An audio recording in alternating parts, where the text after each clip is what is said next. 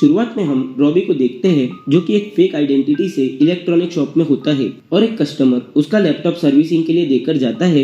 पर रॉबी ने अपने दोस्त की कंपनी टी शर्ट पहनकर एक फेक आइडेंटिटी से एक लैपटॉप चोरी कर लिया था और उसके दोस्तों के साथ मिलकर वो ऐसी छोटी मोटी चोरी करके पैसे कमाता था। रॉबी को कोबरा काई का पोस्टर दिखता है और वो गुस्से में वहां से चला जाता है। मिगुएल की हालत देखकर उसकी मॉम जॉनी पर बहुत चिल्लाती है और उसका कराटे बंद करवा देती है। जॉनी रोड पर उदास होकर चल रहा होता है, तभी डैनियल का बिलबोर्ड देखकर उसे गुस्सा आता है और वो एक लड़के को उस पर कुछ पेंट करने को बोलता है। सुबह ऑफिस जाते वक्त अमांडा डैनियल से बिलबोर्ड के बारे में कहती है और डैनियल वो देखकर बहुत गुस्सा हो जाता है और उसी वक्त पुलिस में कंप्लेन कर देता है।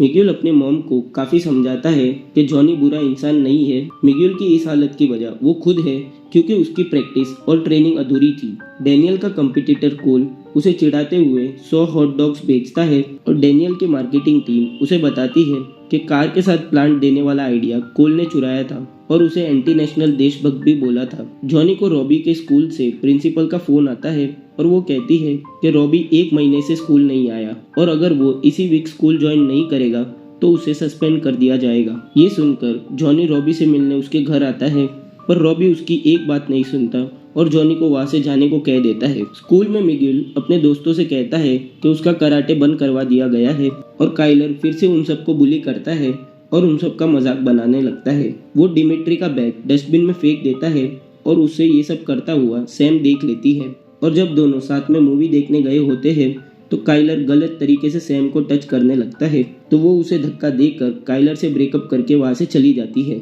डैनियल अपने कजिन लुइस को बैनर पर कलर करने भेजता है और वो कोल से मिलने उसके कंपनी में चला जाता है। डैनियल कोल को शांति से समझाता है क्यों ना हम अपने अपने काम से मतलब रखें, पर कोल उसका मजाक बनाता है तो डैनियल अपने कराटे स्किल से किक मारकर कोल की कॉफी गिरा देता है और वहां से स्टाइल में चला जाता है।